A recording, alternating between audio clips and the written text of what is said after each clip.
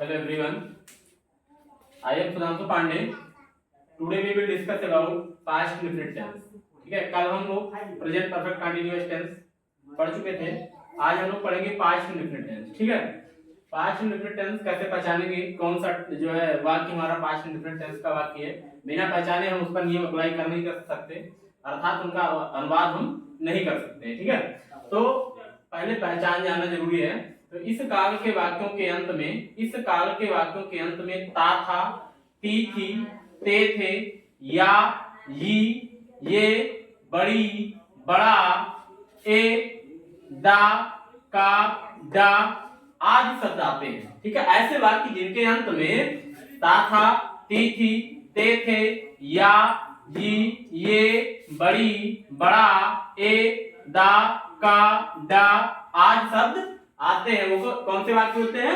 Past indefinite tense के वाक्य होते हैं। जैसे राम विद्यालय जाता था, राम विद्यालय जाता था, अंत में देखिए ता था है ना, तो ये क्या है? ये पास्ट इंडेफिनिट टेंस का वाक्य है। क्या है? पास्ट इंडेफिनिट टेंस का वाक्य है। अब हम रूल्स ऑफ ट्रांसलेशन मतलब अनुवाद बनाने के नियम पढ़ेंगे।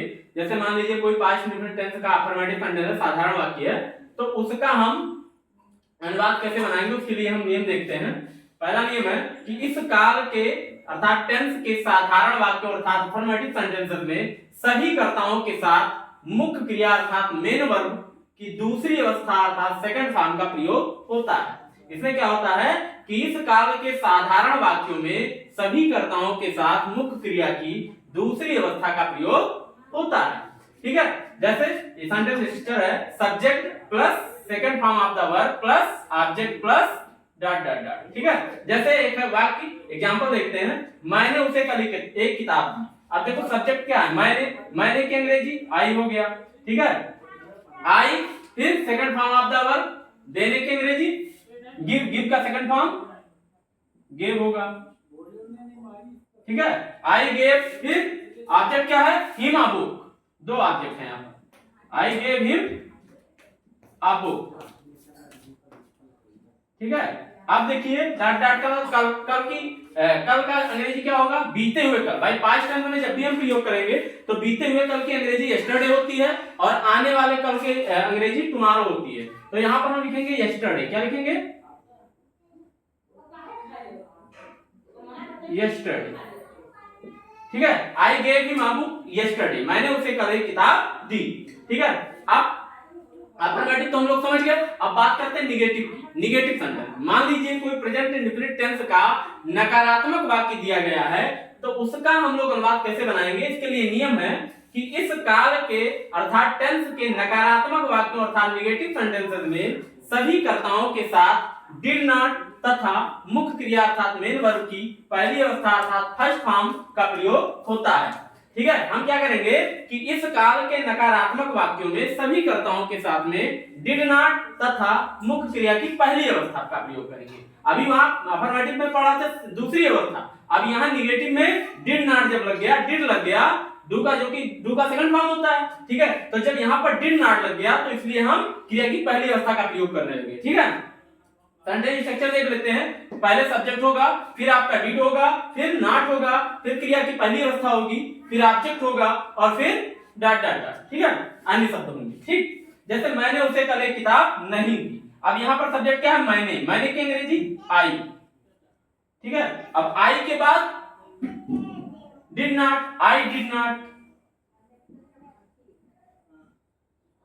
ठीक है, अब फिर first form of the verb क्रिया क्या है? देना, देने की अंग्रेजी गिव। क्रिया की पहली अवस्था लगानी है give, I did not give, फिर ऑब्जेक्ट क्या है? Him a book. दो ऑब्जेक्ट है, डायरेक्ट और indirect object. Him a, I did not give him a book, फिर यस्टरडे। अन्य शब्द क्या है? यस्टरडे।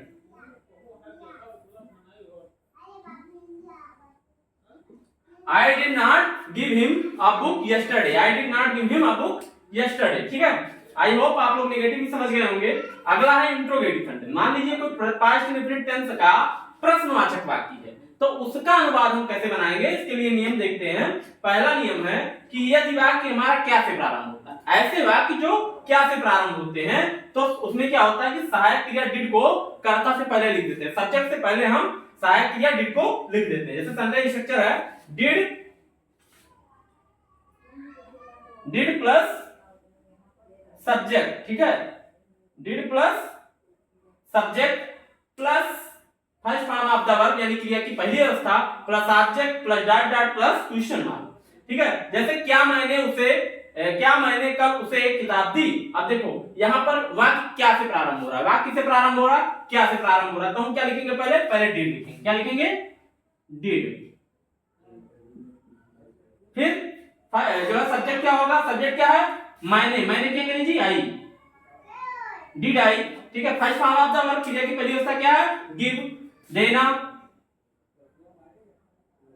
ठीक है, गिव। फिर ऑब्जेक्ट क्या है, him a book, him a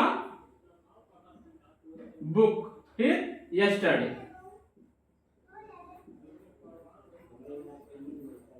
ठीक है, did I give him a book yesterday, क्या मैंने कल उसे एक किताब दी, ठीक है। अब इसी में दूसरा नियम है, दूसरा नियम क्या है, रूल नंबर 2 है हमारा कि यदि प्रश्न सूचक शब्द अर्थात क्वेश्चन वर्ड वाक्य के बीच में आए, यदि प्रश्न सूचक शब्द वाक्य के बीच में आए तो सबसे पहले इनकी अंग्रेजी लिखेंगे, किसकी, प्रश्न सूचक शब्द की अंग्रेजी लिखेंगे। फिर सहायक क्रिया अर्थात हेल्पिंग वर्ब डिड, तत्पश्चात हम कर्ता को लिखते हैं, ठीक है।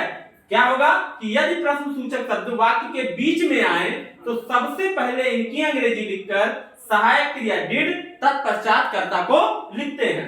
सेंटेंस स्ट्रक्चर क्या है देख लेते हैं। जैसे क्वेश्चन वर्ड है, क्वेश्चन वर्ड पहले क्वेश्चन वर्ड लिखेंगे, ठीक है। फिर डिड लगाएंगे कि डिड सभी कर्ताओं के साथ में लगता है, भाई पास्ट इंडेफिनिट में सभी कर्ताओं के साथ में डिड लगता है, ठीक है। तो question word plus did plus subject अर्थात कर्ता, फिर first form of the verb यानी क्रिया की पहली अवस्था, फिर ऑब्जेक्ट और फिर डॉट डॉट क्वेश्चन मार्क, ठीक है। जैसे वह विद्यालय क्यों जाया करती थी, अब जाया करती थी अर्थात लड़की है, ठीक है। तो हम वाक्य अंग्रेजी पहले क्या, क्वेश्चन वर्ड क्या है, क्यों की अंग्रेजी व्हाई, ठीक है। व्हाई के बाद फिर सहायक क्रिया डिड, व्हाई डिड। फिर सब्जेक्ट क्या है, सी, क्योंकि ये लड़की है, क्यों जाया करती थी, व्हाई डिड सी, ठीक है। फिर first form of the verb क्रिया की पहली अवस्था, व्हाई डिड सी गो, ठीक है। फिर ऑब्जेक्ट क्या है, go to school,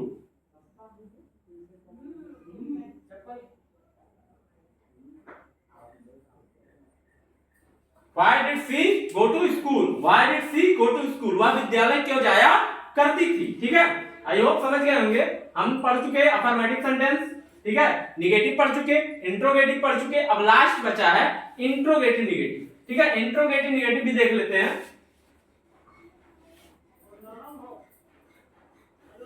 interrogative negative, ठीक है, इंट्रोगेटिव निगेटिव मींस प्रश्नवाचक नकारात्मक,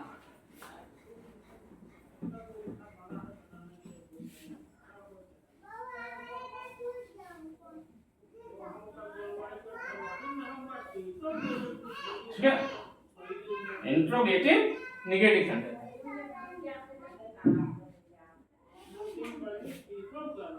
इंट्रोगेटिव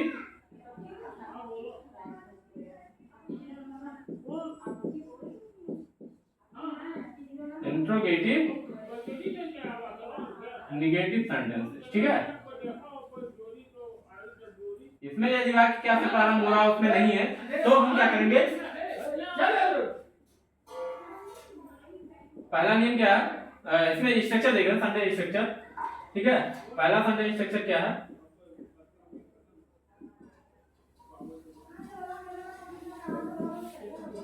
ठीक है। जैसे पहले क्या होगा, पहले डिड होगा, फिर सब्जेक्ट होगा, फिर होगा नॉट, फिर first form of the verb,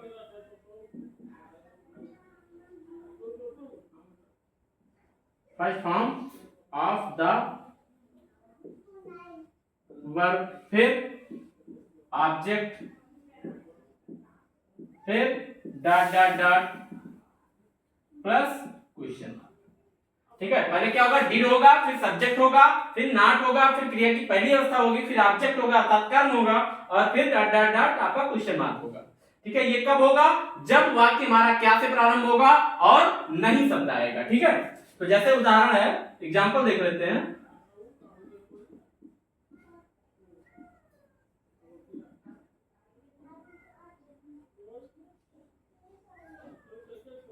ठीक है, क्या मैंने कल उसे एक किताब नहीं दी। ठीक है, क्या मैंने कल उसे एक किताब नहीं दी, तो पहले क्या होगा, डिड लगा दीजिए, फिर सब्जेक्ट क्या है, आई, फिर आई के बाद नॉट, नॉट के बाद first form of the verb, क्रिया की पहली अवस्था गिव, फिर object him a book, give him a book, फिर यस्टरडे, फिर question, did I not give him a book yesterday. ठीक है, दूसरा कंटेक्स्ट स्ट्रक्चर है।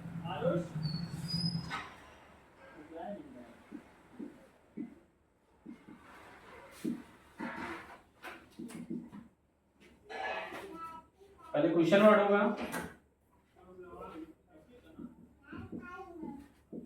Question word plus did plus subject plus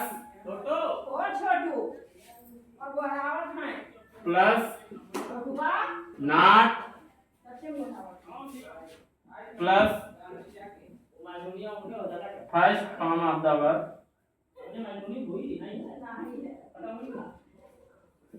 first form of the verb, first form of the verb plus object plus dot dot dot plus question mark. Question word पहले होगा, फिर did होगा, फिर subject होगा, फिर not होगा, फिर क्रिया की पहली अवस्था होगी, फिर ऑब्जेक्ट होगा, फिर क्वेश्चन मार्क होगा। ठीक है, उदाहरण है, एग्जांपल,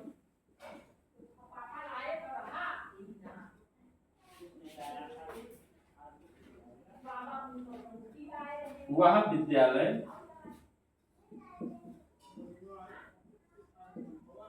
क्यों नहीं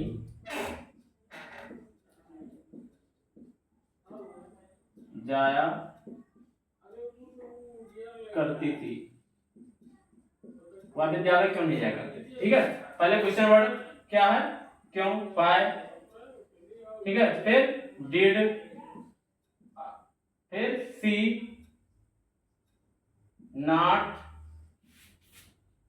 गो टू स्कूल,